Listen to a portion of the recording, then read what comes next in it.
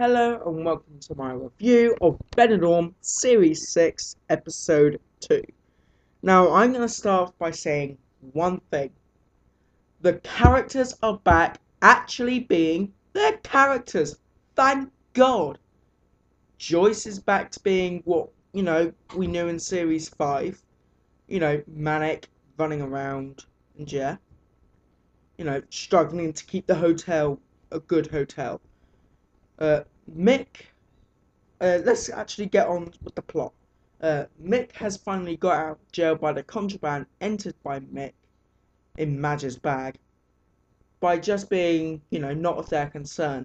In the process of all this, the security guard scares Mick into thinking that he is going to have to pay a fine of €1,000 and spend 23 years in jail.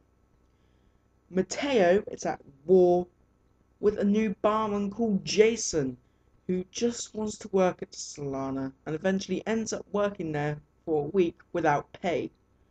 This eventually leads to a barman showdown, which Jason shows off and makes a great sex on the beach cocktail, and Matteo makes, well, a cocktail, let's just say, just to put it nicely.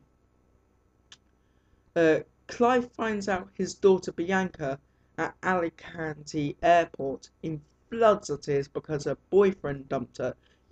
Talking about Bianca for a second, I know, incredibly off topic, but Bianca, only one word appears above her head whenever I see her on screen. Well, two words. Spoiled brat. Now, when I broke up with my girlfriend, I'm not sure what it's like for you girls out there, but when I broke up with my girlfriend, I didn't fly to Magaluf to get it over. No, I just went to my house and stayed in and just got over it eventually, Yeah, it took a little while. Perhaps it's faster in the sun, I don't know.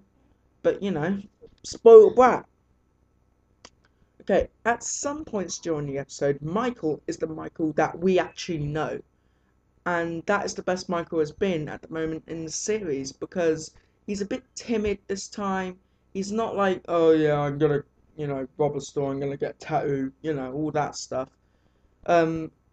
Michael's actually like a bit timid, really, I thought, in this episode. And, he's relieved that his dad is actually back to the Solana and not in jail.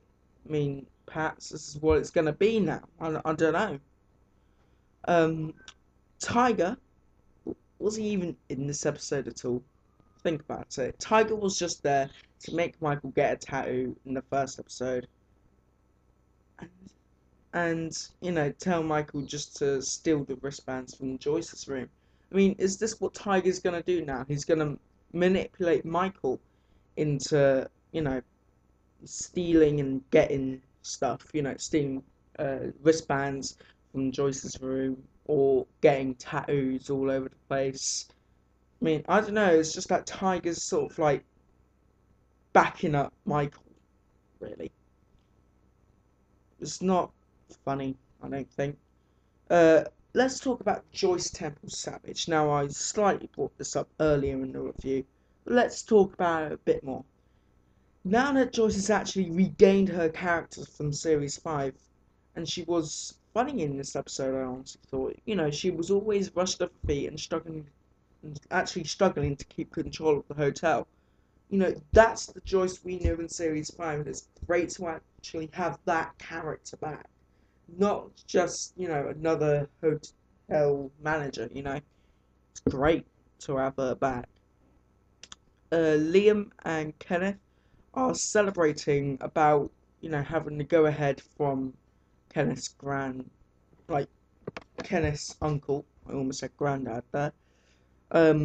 Yeah, so they're celebrating the fact that, Blow and Go is actually going to have a proper grand opening again. And, yeah. But they were just there just to pop it in and out of the hotel. Let's be honest. They were just there because, well, you need to do something with the characters. I'm still waiting for key characters to return, such as Sam and Trudy. Now, Sam is the character that always breaks something on holiday. So, like, she always breaks her arm, always breaks her leg, or something. I'm not sure what they're gonna do, but, hopefully they're in this series, because, hopefully they are, because they are fun to have. Just one more point. What the hell was up with Jacqueline in this episode? You saw her twice and she had two lines. That's it.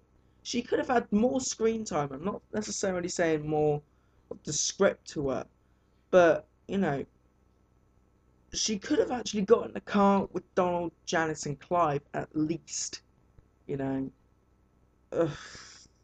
Donald, he's still funny. I mean, Tiger, like, said really early in the episode, oh no, I couldn't sleep up there because the couple next door to us were really going at it. And then Donald and Jacqueline went down to the sunbeds where they were at and said, sorry if we kept you up during the night. Just bang on the doors if you hear us a bit too loud for your liking. And yeah. Oh dear.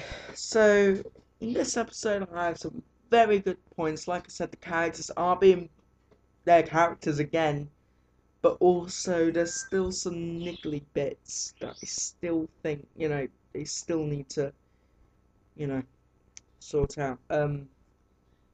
Like, when Tiger and Michael stole the wristbands, they sold them on to the people Benidorm, and with that, the Benidorm Solana got packed with all 4-star resorts. Oh, that's another thing. I like how, even though the Solana is now a 4-star hotel, like, the guests coming in seriously do not believe it's a 4-star hotel. I do like that idea. Because let's face it, they didn't really get a 4-star. They, like, in series 5, the last episode, um, the hotel inspector only gave Solana a 4-star because Joyce gave him a signed book, and that's it. They barely got 3 stars. So yeah, that's it for this review. I will see you next time with Benidorm Series 6 Episode 3. See ya then.